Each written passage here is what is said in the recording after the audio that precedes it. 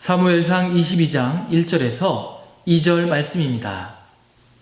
그러므로 다윗이 그곳을 떠나 아둘람 굴로 도망하매 그의 형제와 아버지의 온 집이 듣고 그리로 내려가서 그에게 이르렀고 환난당한 모든 자와 빚진 모든 자와 마음이 원통한 자가 다 그에게로 모였고 그는 그들의 우두머리가 되었는데 그와 함께한 자가 400명 가량이었더라. 아멘. 사울 임금은 불안한 거예요. 왜 불안하냐면은 다윗이 왕이 될까 봐.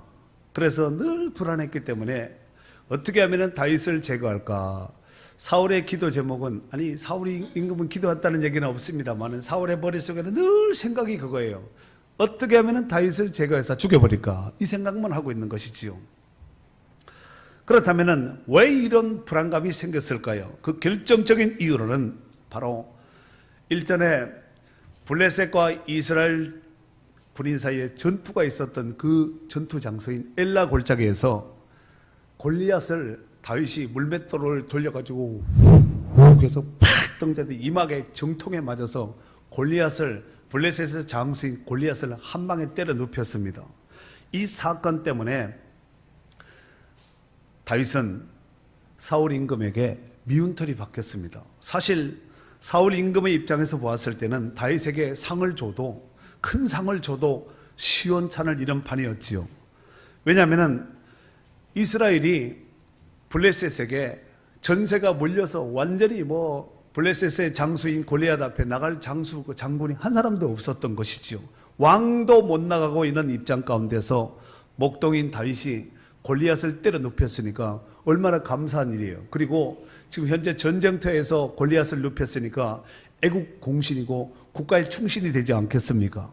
위기의 이스라엘을 살려내고 건진 것이 아니겠습니까? 그래서 상을 줘도 그때 당시에 상을 줄 수 있는 최고의 상을 주어야 돼도 마땅함에도 불구하고 사울은 그렇게 하지 않았다는 것입니다.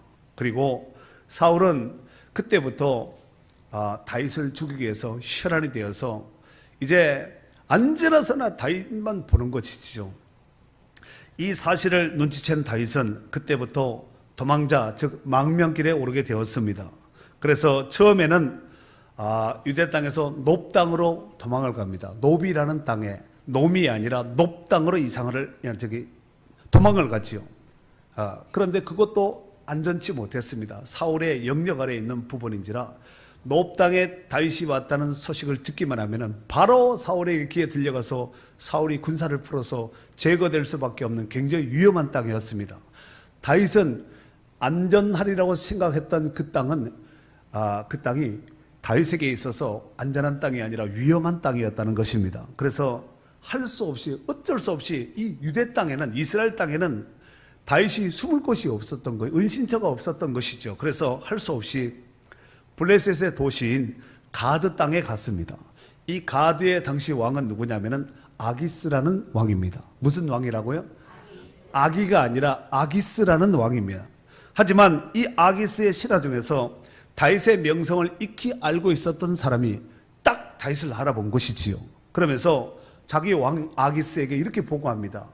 왕이시여, 저 사람은 일전에 그 옛날 블레셋의 장수인 골리앗을 물맷돌로 때려 눕혔던 그 다윗입니다. 소곤소곤 이렇게 하니까 다윗이 딱 보니까 처음 봤겠죠, 아기스가 다윗을. 그랬더니 범상찮은 거예요. 이것을 기가 막히게 눈치챈 이 다윗이 그때부터 눈을 휙 뒤집어가지고 침을 질질 흘리면서 수염에 막 흘리면서 대문을 잡고 막 끄적끄적 하는 거예요. 미친 척을 한 것입니다. 이것을 바라본 가드왕 아기스가 이렇게 말하지요. 신하들에게, 야, 내 나라에 미친 왕이가 없어서 저런 미친 자를 나에게 데려왔느냐, 당장 물러거라. 그랬더니 다윗이 그 미친 연기를 얼마나 잘했겠어요. 만약에 연기하다, 어설프게 연기하다 걸리면 어떻게 될까요? 그건 끝장입니다. 실감나게 해야 되죠. 침도 아마 막 거품을 흘리면서 막 이렇게 흘렸을 것 같아요. 그 입장이면 충분히 이해가 되지 않겠습니까? 이에 다윗은 겨우 목숨을 부지하고 그 가드 땅에서 이제 남동쪽으로 약 14km 정도 떨어진 지점인 이제 가드와 가드와 예루살렘 사이에 있는 그 아둘람이라는 그 산 속에 들어 산에 아둘람 굴에 산 속에 있는 굴에 들어가게 되었는데 이 굴 이름이 바로 오늘 본문에도 나오는 아둘람이라는 이런 굴 이름입니다. 그때 그곳에서 가족을 만났고 친척을 만났고 친구들을 만나서 연합하게 되었습니다. 그러니까 그 전까지는 홀로 다녔다는 것을 알 수 있습니다. 문제는 다윗이 아둘람 굴에 있다는 소문이 벌써 쫙 퍼져서 많은 사람들이 몰려들기 시작했습니다. 제발 저도 목회하면서 이 말씀을 묵상하면서 내가 가는 데마다 야 김재호 목사가 왔단다 가자 하고 이렇게 좀 몰려드는 역사가 있었으면 좋겠어요. 그런 마음으로 설교하는 거예요. 여러분이 가는 곳마다 사람이 몰려오면 좋겠죠. 우리 교회가 많은 사람들에게 선한 영향을 끼쳐서 야 문박평화교회로 가자 우르르 아주 구름대처럼 새떼처럼 벌떼처럼 하늘의 별처럼 모래알 바다의 모래알처럼 몰려드는 역사가 있기를 바랍니다. 어떤 사람 나타나게 하면 야 그가 왔다 흩어지자 도망가자 내빼자 이럴 텐데 어떤 사람은 가면은 그러잖아요. 예수님도 가면은 가는 곳마다 사람들이 몰려들지 않았습니까? 이렇게 몰려드는 역사가 있기를 주의 이름으로 축원합니다. 자, 그런데 몰려들기는 몰려들었는데 어떤 사람이 몰려들었냐면은 2절 말씀 다 같이 읽도록 하겠어요. 2절 성경 읽을 때는 크게 읽으셔야 됩니다. 최소한 우리 교회 바깥에 소리가 들릴 정도로 크게 읽도록 하겠습니다. 시작.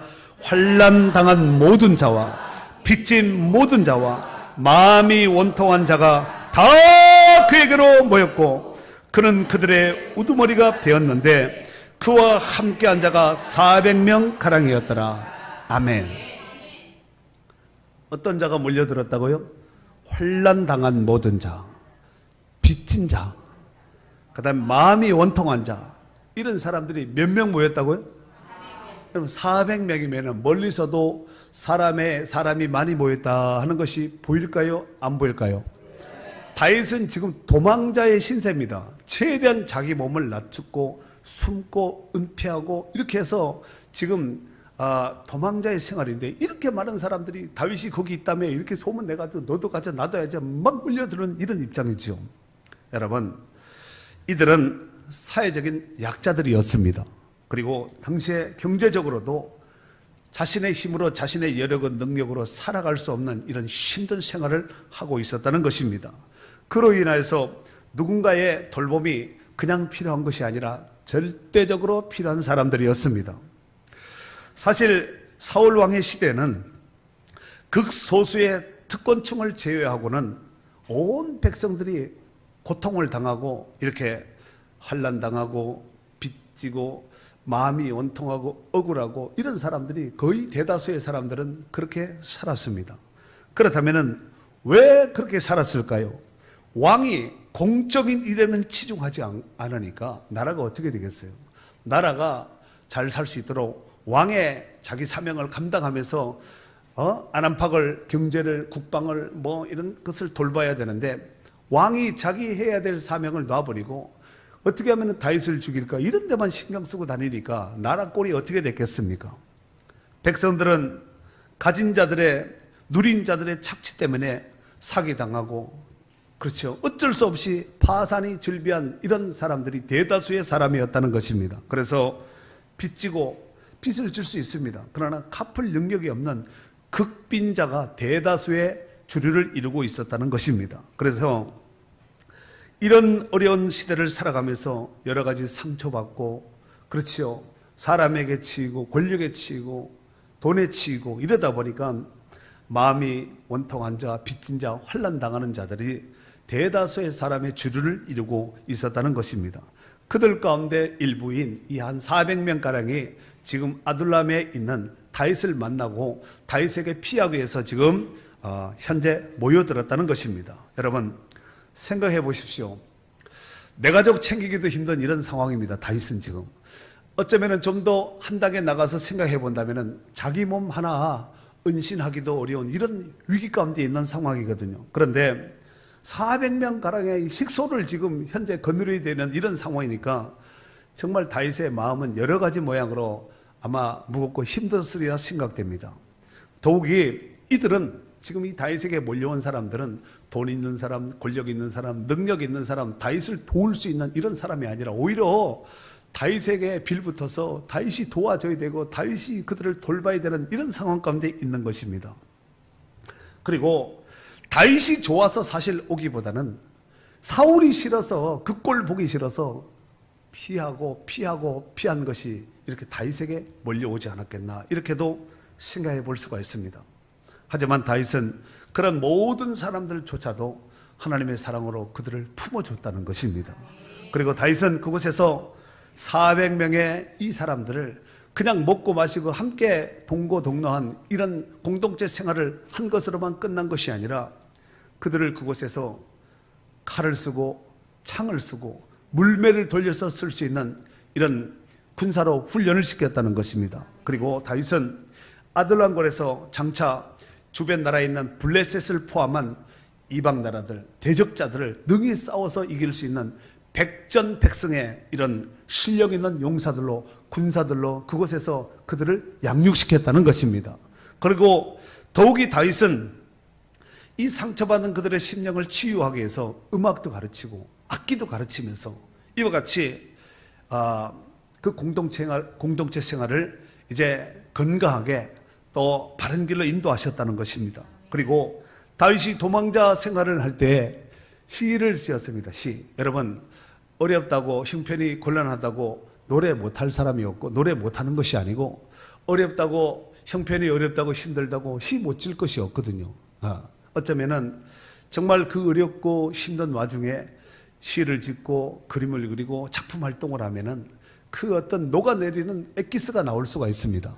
그래서 시편 50편 가운데서 다윗이 이 도망자 생활을 하면서 지은 시가 있는데 그 중에 몇 편을 소개하면은 시편 52편, 54편, 그 다음에 56편, 59편, 142편 이런 것들이 바로 이런 시편이 바로 다윗이 이 도망자 생활, 망명자 생활을 할 때 바로 지은 시들이라고 볼 수가 있겠습니다.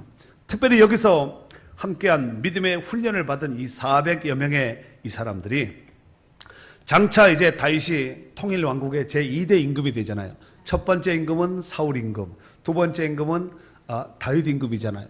다윗이 통일 왕국의 왕이 되었을 때 이 400명의 용사들이 중추적인 역할을 감당한 용사들이 되었다는 사실입니다.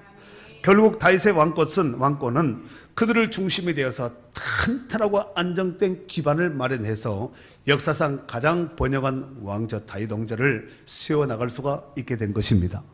이들은 훗날 모두가 다윗의 충성스러운 오른팔이 되었고 나라를 위한 중심적인 인물이 되었다는 사실입니다.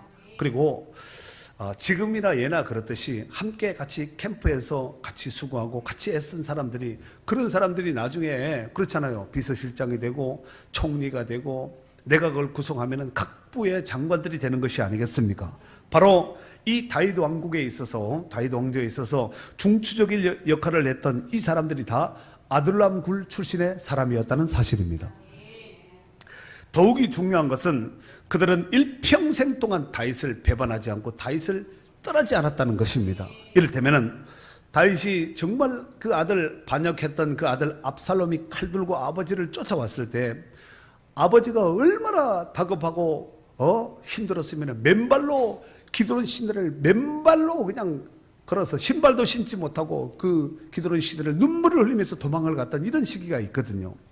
그래서 정말 이 왕실의 운명이 마치 풍전등화와 같은 이런 상황 속에 있을 때에 기회주의자들은 그때에 싹 배신을 하고 다윗 시대 끝났구나 하고 이렇게 다윗을 떠나갔지만 아들람 굴 출신에 함께 동고동락했던 이 사람들은 끝까지 다윗을 위해서 충성했다는 사실입니다. 또한 그들이 다윗 정권을 다시 회복시킴에 있어서 결정적인 역할을 한 사람도 그 사람들이었습니다. 이 다윗은 구약에 나온 이 다윗은 장차 오실 예수 그리스도의 예표의 사람이었습니다. 그러면은 예표의 사람이었으면은 그림자라는 얘기겠죠. 그러면 실제의 사람인 예수님은 어떤 사역을 위해서 오셨는가?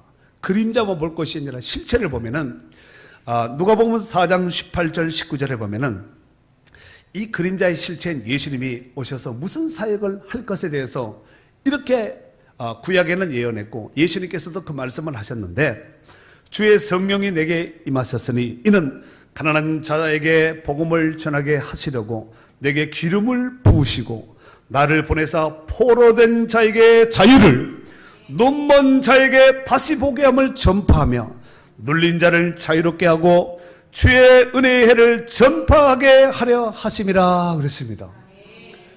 실제인 예수님은 이 사역을 위해서 오셨는데, 그림자인 다윗은 이미 그 사역, 장차 오실 메시아가 어떤 사역을 할 것인가에 대한 그 사역을 이미 그림자인 다윗이 다 보여주고 있었기에 다윗은 장차 오실 예수 그리스도의 예표의 사람이었다는 사실입니다. 아멘. 인생의 진정한 참 안식과 영원한 평안은 오직 예수 그리스도 안에 있는 줄로 믿습니다. 이 복된 은혜가 여러분 가운데, 여러분의 10년 가운데 함께 하시기를 주의 이름으로 축원합니다. 역사상 최고의 부자는 누구로 기록하고 있냐면은 록펠러라는 사람입니다. 록펠러, 미국의 록펠러. 그런데 이 록펠러가 어느 정도로 부자냐면은 오늘날 이 시대 가운데 최고의 부자는 누군가요? 빌 게이츠거든요. 빌 게이츠가 전 세계에서 돈이 제일 많은 사람이에요. 그런데 록펠러가 어느 정도 부자냐면은 빌 게이츠의 재산의 6배가 더 많았다는 거예요. 그는 33개의 회사를 세웠는데 모두가 다 대기업으로 성장시켰다는 거예요. 우리나라 삼성, 현대, LG 같은 이런 대기업으로 성장시켰고, 의학연구소를 설립하여서 인류 생명 사업에 크게 지대하게 공헌하였으며, 또한 록펠러 재단을 설립하여서 사회복지 사업을 적극적으로 지원했으며, 젊은 사람을 바르게 육성하고 세우기 위해서 시카고 대학을 설립하여서 수많은 인재를 배출하였고, 또한 록펠러는 온 세계에 4,928개의 교회를 세워서 수많은 죄와 고통 가운데 있는 사람들을 살리기 위한 교회를 세웠다는 거예요. 여러분은 일생 동안 교회를 몇 개 세울 것 같아요? 록펠러는 4,928개, 약 5,000개 정도. 구역예배 잘하세요. 구역예배. 구역예배 잘하면 교회 하나 세우는 겁니다. 자, 그가 그처럼 크게 영향력을 끼치고 공헌할 수 있었던 그 결정적인 비결이 뭐냐면은 그의 어머니의 신앙을 본받았다는 거예요. 그의 어머니의 신앙은 어떤 신앙인가? 청교도 신앙을 가지고 있었습니다. 미국이 세워지게 된 그 바탕이 영국의 청교도에 의해서 미국이 세워진 거 여러분 아시지요? 물론 어머니가 아들 록펠러에게 어려서부터 신앙교육을 철저하게 잘 시켰는데 그 중에 대표적인 3가지는 지금도 유명합니다. 그 3가지를 제가 말씀을 드릴 테니까 듣고 크게 아멘 하시면 됩니다. 아멘. 첫 번째로, 너는 평생 동안 너의 수입의 11조를 반드시 하나님께 드려라. 크게 아멘 합시다. 두 번째로는 너는 주일마다 교회 나가되 반드시 맨 앞자리에 앉아서 목사님 말씀을 한마디도 놓치지 말고 들어라. 약간 앞에 있는 분들은 약간 록펠러가 될 수 있는 가능성이 있습니다. 지금은 자리지만 후에는 기대가 되는 귀한 인물 일꾼이 될 줄로 믿습니다. 하여튼 앞자리에 앉아야 돼요. 다음 주부터 이제 앞자리 매 터지겠네. 세 번째로는 너는 하나님의 기름 부어 세우신 목사님의 말씀에 절대 순종하고 어떤 일이 있어도 그를 가슴 아프게 하지 말라. 그 3가지예요. 11조 해라. 앞자리에 앉아라. 목사님 마음 아프게 하지 마라. 목사님 마음을 아프게 하는 사람은 예수님의 마음을 아프게 하는 사람이에요. 우리 목사님은 젊으니까 덩치도 크고 가슴이 넓으니까 상처 안 받겠다 이렇게 생각하지 말고 나도 연약해요. 그러니까 여러분들이 나를 상처 주면 안 돼요. 크게 아멘해요. 비웃는 것은 건강에 해로워요. 그 후에 록펠러는 그 어머니의 말씀을 가슴에 담고 철저하게 순종했다는 거예요. 어떻게 순종했다고요? 철저하게, 굳게 다져 철저하게 순종했다는 것입니다. 그는 33살이 되었을 때 100만 장자가 되었습니다. 100만 원이 있으면 100만 장자가 아니라 돈을 그만큼 많이 벌었다는 얘기예요. 그리고 10년 뒤인 43살 때에는 미국 최대 부자가 되었어요. 좀 그것이 지금 록펠러 얘기하고 있지만, 주여 나도 그런 사모하는 마음으로 아멘 하겠습니다 하고 좀 아멘 크게 좀 하고 그래요. 아침 안 드셨나? 오늘 점심 뭐에 고기 주나? 미국 최대의 부자가 몇 살 때 됐냐면 43살 때. 그리고 10년 뒤인 53살이 되었을 땐 세계 최대의 부자가 되었습니다. 하지만 그는 행복하지 않았습니다. 그가 나이 55살이 되던 해, 그러니까 53살 때 전 세계 최고 부자, 돈이 제일 많은 사람이 바로 록펠러인데, 55살이 되던 2년이 지난 뒤에 어느 날 병원에 갔는데 의사가 뭐라 그러냐면은 당신은 앞으로 1년밖에 못 삽니다, 이렇게 말을 했습니다. 그리고 의사의 최종적인 이런 진단을 받고 록펠러가 휠체어를 타고 그 병원에서 나오는데, 병원 로비에 걸려있는 액자가 하나 있었는데 그 액자를 딱 보니까 주는 자가 받는 자보다 복이 있다, 이 문구를 딱 보고 가슴에 새긴 거예요. 그 글을 읽는 순간 그는 선한 기운이, 나도 좀 이렇게 살아야 되겠다, 이런 마음이 온몸을 전율처럼 감싸기 시작했습니다. 그는 지극히 눈을 감고 그 말씀을 잠깐 묵상했습니다. 그런데 잠시 후에 병원 한쪽에서 막 시끌벅적한 막 소리가, 막 큰 소리가, 막 싸우는 소리 같은 이런 소리가 막 들려오는 거예요. 내용이 즉 병원비 문제로 서로 다투고 있었다는 것입니다. 병원 측에서는 병원비가 없으면은 입원 어떻게 시켜줘요? 나가세요! 막 이런 입장이고, 환자의 어머니는 제발 우리 딸 좀 살려주세요 하고 그 병원 관계자를 붙들고 액을 복걸하고 있는 이 모습을 록펠러가 그 로비에서 보게 되었습니다. 록펠러는 곧장 비서를 불러서 환자의 입원비를 지불하고, 누가 했는지 아무도 모르게, 무명으로 아무도 모르게 알지 못하게 했습니다. 그리고 얼마 후에 은밀히 도운 그 소녀가 기적적으로 회복되자 그 모습을 지켜보고 있던 록펠러는 마음이 너무너무 기뻤습니다. 그리고 훗날 그의 자서전에 이렇게 기록했습니다. 저는 살면서 이렇게 행복한 순간을 처음 맛보았습니다 라고 그 현장에 있었던 그 사건을 그렇게 기록을 했습니다. 더욱이 놀라운 것은 그의 병도 기적적으로 깨끗하게 나았다는 거예요. 왜 나은지는 모릅니다. 의사도 모르는 치료가 그에게 임하였다는 것입니다. 그때 그는 나눔의 삶을 체험하게 되었고, 그때부터 98세까지, 98세까지 약 43년 동안 선한 일만 행하며 베풀며 삶을 살다가 아름답게 그의 인생을 마친 사람으로 기록을 하고 있습니다. 록펠러의 이야기입니다. 그런 마지막 순간에 나는 전반기 55년은 쫓기면서 살았지만 후반기 44년은 행복하게 살았습니다 라는 말을 남겼습니다. 사랑하는 성도 여러분, 제가 올해 21주년을 우리 교회가 맞이했잖아요. 작년 말경에 20주년이 지난 작년 말경에 제가 저의 목회를 많이 회고하고 한번 생각을 깊이 하고 많이 묵상했던 이런 시간을 가졌습니다.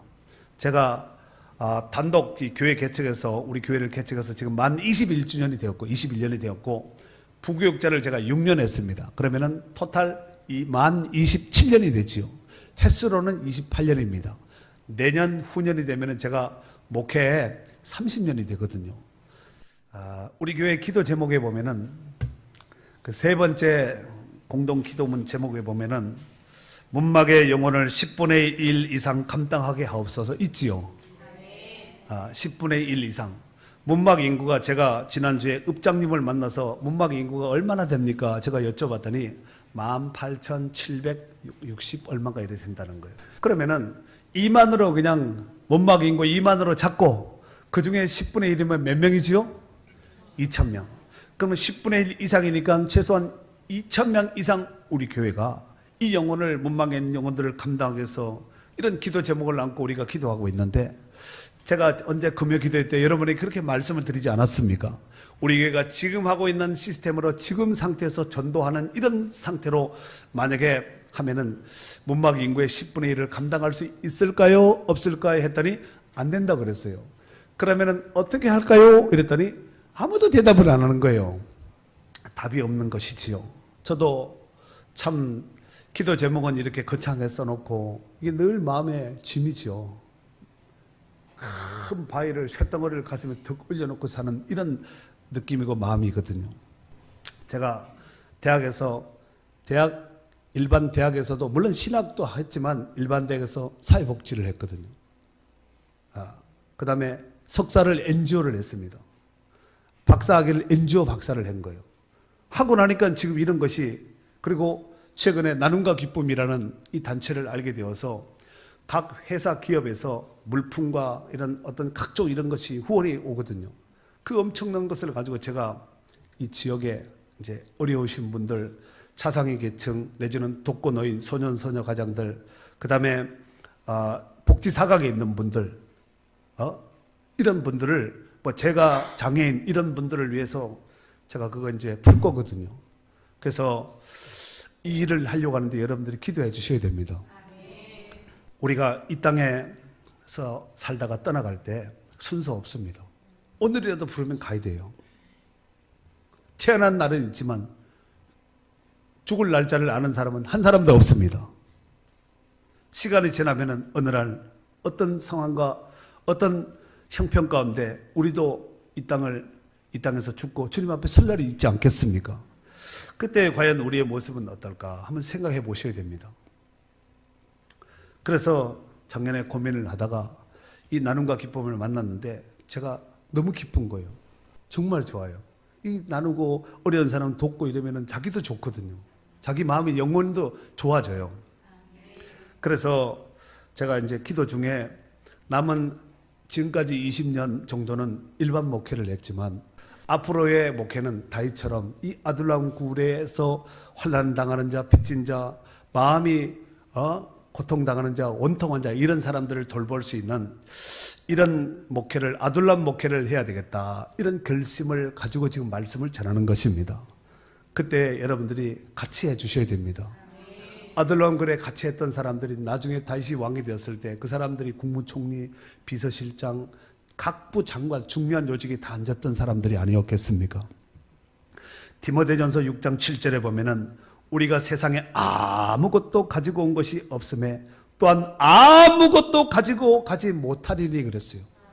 가져갈 거 하나도 없습니다. 하나님께서 우리를 지으시고 부르신 목적도 에베소서 2장 10절 말씀에 보니까 우리는 그가 만드신 바라 그리스도 예수 안에서 선한 일을 위하여 지으심을 받은 자니 이 일은 하나님이 전에 예비하사 우리로 그 가운데 행하게 하려 하심이라. 하나님이 우리를 그리스도 예수 안에서 선한 일을 하도록 하기 위해서 우리를 지었다는 거예요. 디모데전서 6장 18절 이하에 보면은 선을 행하고 선한 사업을 많이 하고 나누어 주기를 좋아하며 너그러운 자가 되게 하라. 이것이 장래에 자기를 위하여 좋은 터를 쌓아 참된 생명을 취하는 것이니라 했고, 잠언 11장 24절에 보면은 흩어 구제하여도 더욱 부하게 되는 일이 있나니 과도히 아껴도 가난하게 될 뿐이라, 이런 말씀이 있습니다. 여러분, 나눈다고 거지 되는 거 아니에요. 나누고 구워주고 베풀면은 하나님이 더 채워주고 더 많이 주고 이러지 않겠습니까?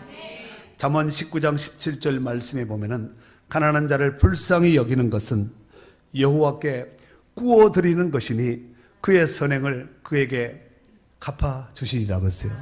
그 선한 일을 하나님이 꼭 갚아주신다는 거예요. 믿음으로 아멘 합시다. 이런 말이 있습니다. 혼자 가면 빨리 갈 수 있지만 함께 가면 멀리 갈 수 있다는 말이 있지요. 인생은 어차피 혼자 사는 것이 아니에요. 더불어 사는 것입니다. 그리고 행복하게 살아야 됩니다. 행복하려면 어떻게 해야 되는가? 나누고 구워주고 베풀고 선한 일하면 행복해지는 거예요. 아까 록펠러 이야기 듣지 않았습니까?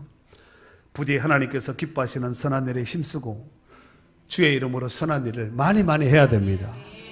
그래서 결국은 그 일에서 뭐 하자는 얘기예요? 천하보다도 귀한 생명을 영혼을 건지고 살려내는 일을 해야 됩니다.